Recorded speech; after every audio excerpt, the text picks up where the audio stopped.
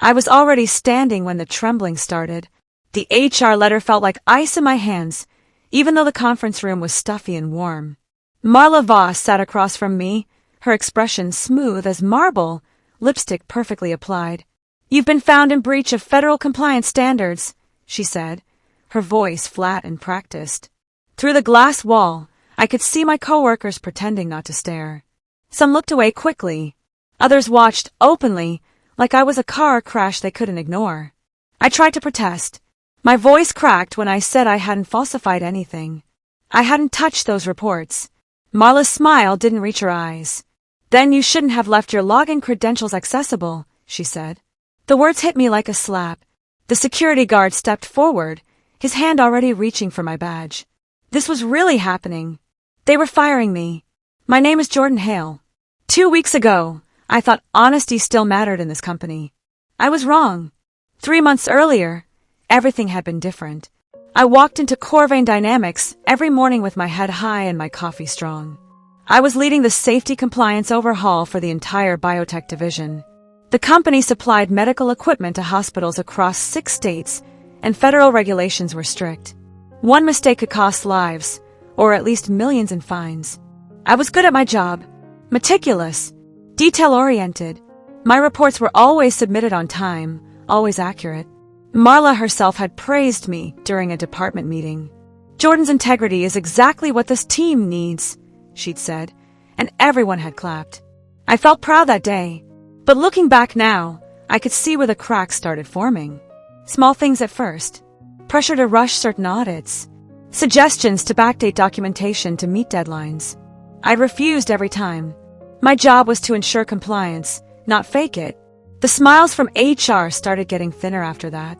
The first real warning sign came on a Tuesday afternoon. I'd submitted my quarterly compliance report the day before, complete with safety assessments and equipment certifications. When I pulled it up the next morning to reference something, the numbers were different. Someone had edited my document after I'd submitted it. Data I'd carefully verified had been replaced with completely different figures. My stomach dropped. I checked the edit history. The changes came from an administrative account, not mine. I immediately emailed the IT department, asking who had access to modify my reports. The response came within an hour, but it wasn't helpful. "These adjustments are standard procedure from senior management. Please don't raise concerns unnecessarily." The tone felt wrong. Cold. Like a warning disguised as reassurance. I printed the email and tucked it into my desk drawer. Something told me I'd need it later. When I confronted Marla about the edited reports, she tilted her head like I was a confused child. "Jordan, you're overthinking this. Sometimes numbers need adjustment for formatting consistency. It's not a big deal." Her voice was calm, almost soothing, but her eyes were sharp. "You're making the team nervous with all these questions. Maybe you should take a few days off. Clear your head." I wasn't imagining things. I knew what I'd seen. But suddenly, everyone around me started treating me differently. Colleagues who used to chat with me at lunch began avoiding eye contact. When I walked into the break room, conversation stopped. I heard whispers behind my back. "She's been really stressed lately.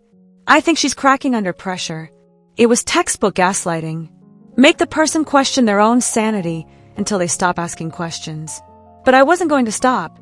2 weeks later, the trap snapped shut. A minor safety issue occurred at one of our partner facilities. Nothing major, just a delayed equipment inspection. But somehow, my badge credentials had been used to log a false compliance entry, claiming the inspection had happened on schedule when it hadn't. The digital timestamp showed I'd made the entry at 2:47 p.m. on a Thursday. Except I hadn't been anywhere near my computer that day. I'd been in meetings all afternoon, then left early for a dentist appointment. I had the appointment confirmation and witnesses, but the system logs didn't lie, according to IT. My login, my responsibility. Panic crept up my spine like cold fingers. Someone was setting me up, and they'd done it carefully. I was being framed for the exact kind of violation I'd spent months trying to prevent. I needed help. The only person I trusted was Theo Brennan, the IT director who'd helped me fix a data migration issue months earlier. He was quiet, competent, and didn't play office politics. When I pulled him aside in the parking garage after work, his face went serious the moment I started explaining. "Jordan, Listen to me carefully, he said, glancing around to make sure we were alone. Some people in the compliance department have administrative access to everyone's accounts. They can log in as you, make changes, leave no trace except the timestamp. He paused. Keep records of everything. Screenshots, emails, file versions. Save them somewhere they can't reach. Do you understand? I nodded, my throat tight. He was confirming my worst fear. This wasn't paranoia. This was real. Thank you, I whispered. He squeezed my shoulder once, then walked away without another word. That night, I went through every email, every report, every document I'd worked on in the past 6 months. I took screenshots of everything. Original reports before they were edited, email chains showing pressure to falsify dates, messages where I'd refused to backdate certifications. I copied audit trails showing when documents were modified and by whom. I created a disguised folder on my personal laptop and labeled it Meeting Minutes 2023. Nobody would look twice at something that boring. Inside, I organized everything by date and category. I didn't know yet what I was documenting. I just knew I needed proof that I'd done my job honestly. The folder grew bigger every night. Emails, timestamps, screenshots of edited documents with before and after comparisons. I was building a paper trail of the company's entire cover-up operation, piece by piece. The public humiliation came during what Marla called a team sync meeting. The entire compliance department packed into the conference room, 23 people sitting in chairs or leaning against walls. Marla stood at the front with a smile that made my skin crawl. Some of us have been experiencing stress lately, she said, her eyes finding mine. It's important to maintain emotional stability in a regulated environment. We can't afford paranoia or unnecessary panic. A few people laughed nervously. Others nodded along like this was perfectly normal. I sat frozen, my face burning. She was mocking me in front of everyone, questioning my mental state without saying my name. But everyone knew who she meant. When the meeting ended, people avoided me like I was contagious. I held back tears until I reached my car, then memorized every face that had laughed. Every single one. Things escalated quickly after that. Coworkers stopped replying to my emails. Someone spread a rumor that I was under investigation for compliance violations. My badge started glitching, locking me out of certain systems at random times. The first time it happened, I thought it was technical error. By the third time, I knew it was deliberate. I tried logging into the compliance database one morning and got an error message. Access restricted. Contact administrator. I'd used that system every single day for 18 months. Now I was locked out without explanation. When I asked IT, they said my access level had been adjusted for security reasons. My gut twisted with the realization. They were systematically cutting me off from the tools I needed to do my job. The noose was tightening, and there was nothing I could do to stop it.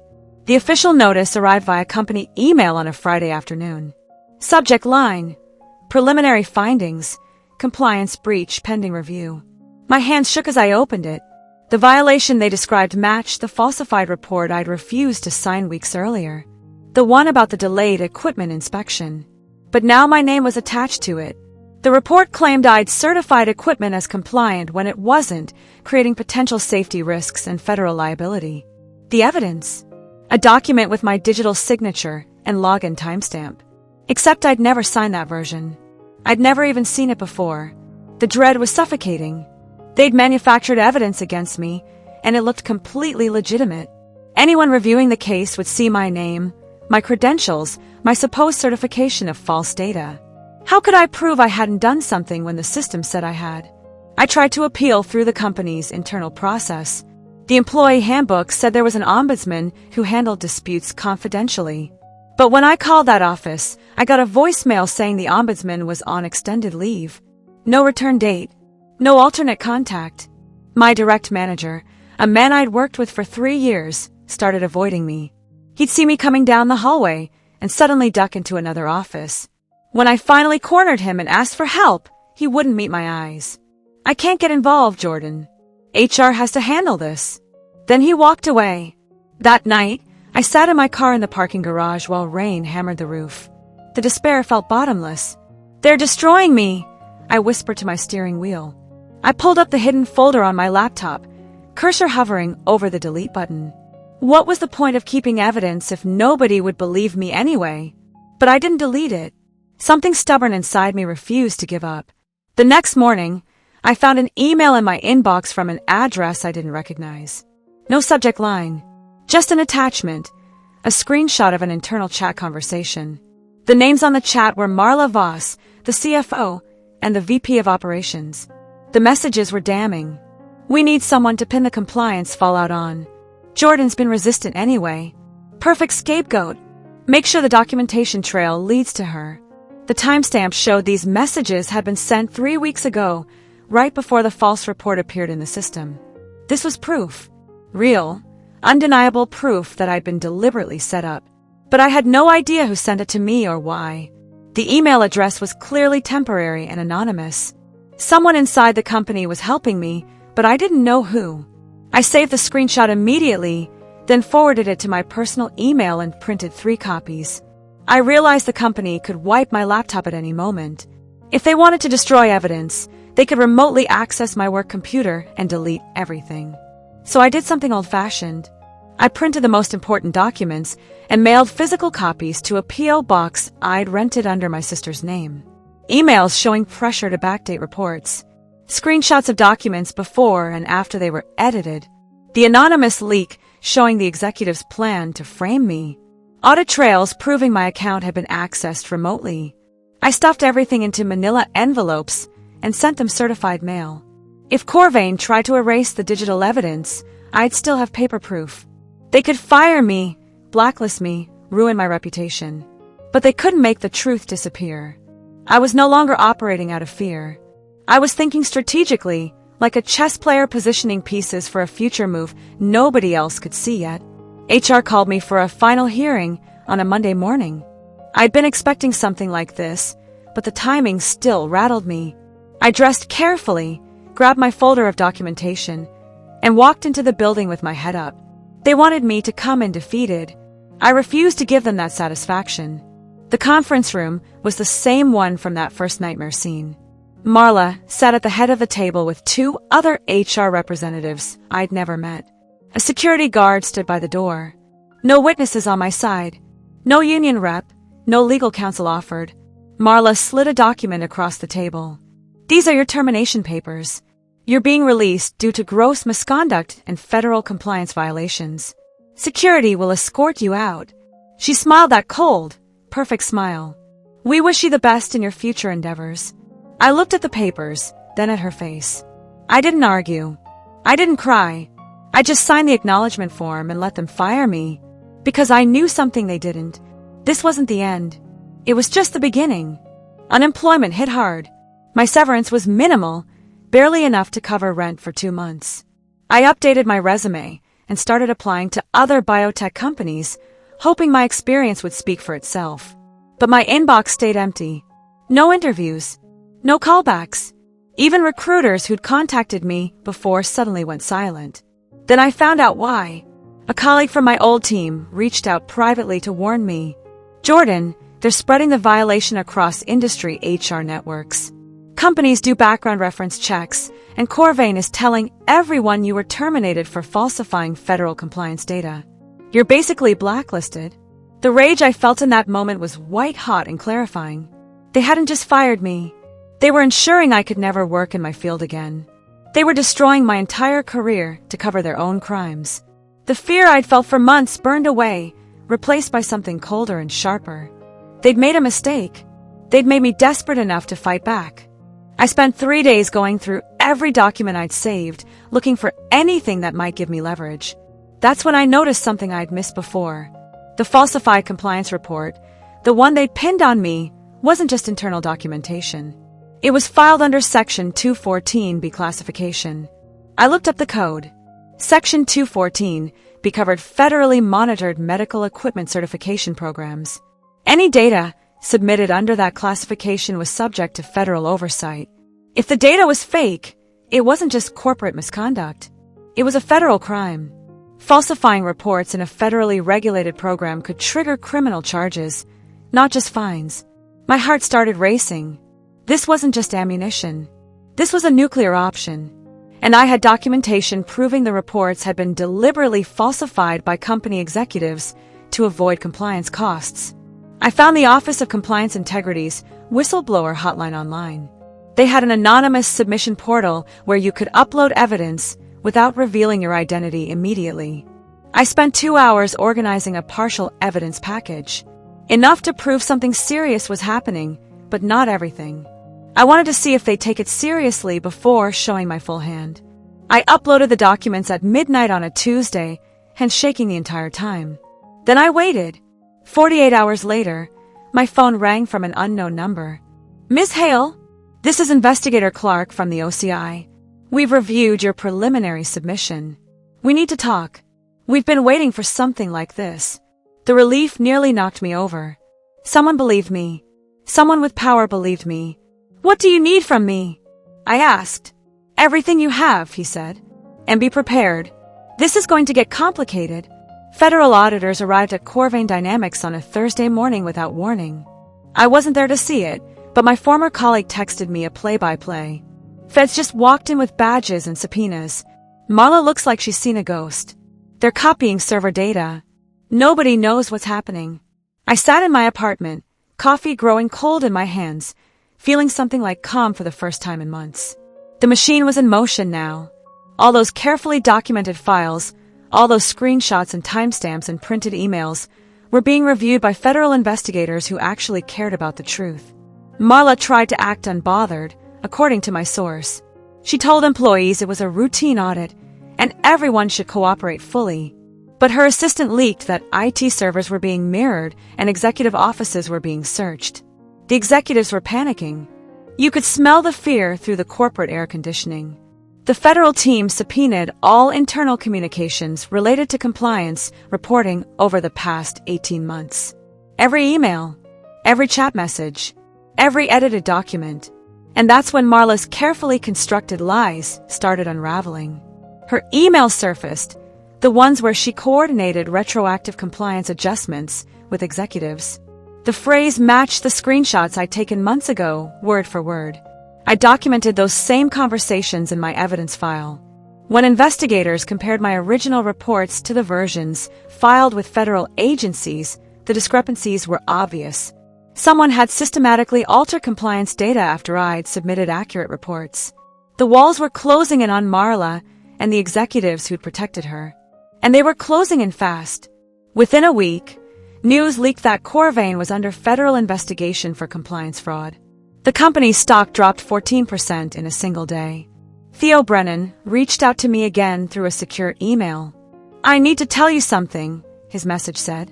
"I was the one who sent you that screenshot of the executive's chat. I couldn't watch them destroy you for doing the right thing." We met at a coffee shop far from the office. He looked tired but determined. "I have something else for you," he said, sliding a USB drive across the table. Audit logs showing every time Marla's administrator account accessed your login remotely. Dates, times, IP addresses, everything. She logged in as you to create those false reports. It was the smoking gun. Undeniable technical proof that Marla had impersonated me in the system to plant false documentation.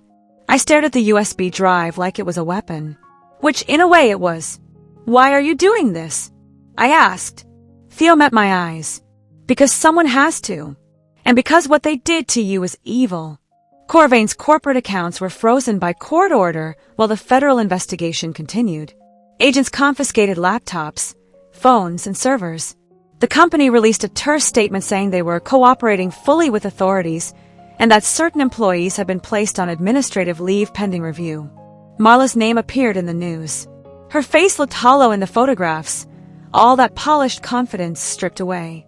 She'd been suspended without pay while investigators examined her role in the fraud.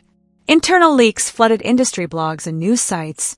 People were calling it one of the biggest compliance scandals in the biotech sector in years.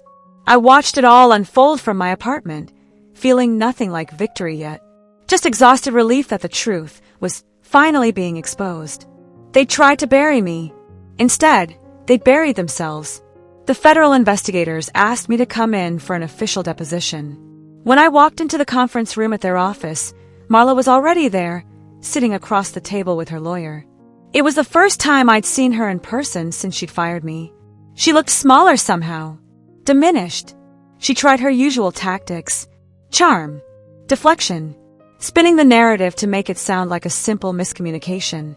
Her lawyer did most of the talking, using phrases like alleged misconduct and procedural confusion. I listened quietly, then slid a printed folder across the table. "You forgot to delete your own backup timestamps," I said. My voice was steady. "Every time you accessed my account remotely, the system logged it. IT Director Theo Brennan preserved those logs. You impersonated me to file false federal compliance reports." The room went completely silent. Marla's face drained of color. Her lawyer stopped mid-sentence. Even the federal investigator looked impressed. They had her, and she knew it. The audit concluded after 6 weeks of investigation. The findings were released in a preliminary report that went public due to the federal nature of the violations. Marla Voss had systematically falsified compliance data over 14 months to protect executive bonuses tied to safety performance metrics. She'd altered reports submitted by multiple employees, including mine, to hide equipment failures and certification delays. When regulators discovered discrepancies during a random audit, Marla had framed me to deflect blame. She'd used her administrative access to create false documentation under my credentials, then orchestrated my termination to prevent me from exposing the scheme. My name was publicly cleared. The company issued a formal apology, though it felt hollow coming from the same HR department that had destroyed my reputation. Corvain faced criminal penalties and massive fines. Several executives were forced to resign. The company's reputation was shattered. 3 months after the investigation concluded, I received a letter from the Office of Compliance Integrity. They thanked me for my courage in coming forward and informed me that my evidence had triggered a system-wide policy reform. Corvain Dynamics was now being used as a case study in federal whistleblower protection training programs. The company that tried to silence me had become the cautionary tale. The executives who conspired to destroy my career were now examples of what happens when corporations prioritize profit over compliance. Marla faced potential criminal charges for fraud and obstruction. Her lawyer was negotiating a plea deal. I'd been offered consulting positions at 3 different firms, all of whom specifically wanted my expertise in compliance integrity after seeing how I'd handled the Corvain situation. My blacklisted reputation had transformed into something else entirely. Credibility, courage, someone who couldn't be intimidated into silence. 6 months after my termination, I returned to Corvain's building one last time. The receptionist didn't recognize me. I asked to see the compliance department. The young woman at the desk said that department had been completely restructured. Most of the old staff were gone. I walked down the familiar hallway to the conference room where they'd fired me. It was empty now, desks cleared, chairs pushed in. The glass walls that had once displayed my humiliation now reflected only empty space. I stood there for a moment, remembering the fear and helplessness I'd felt. Then I pulled out my old ID badge, the one they'd taken from me that horrible day, and set it carefully on the table. "You wanted compliance," I whispered to the empty room. "You got it." I walked out into the bright afternoon sunlight. No revenge speech, no dramatic confrontation. Just quiet, earned power. They tried to destroy me for telling the truth. Instead, I brought down their entire corrupt system. Sometimes justice doesn't roar. Sometimes it just wins.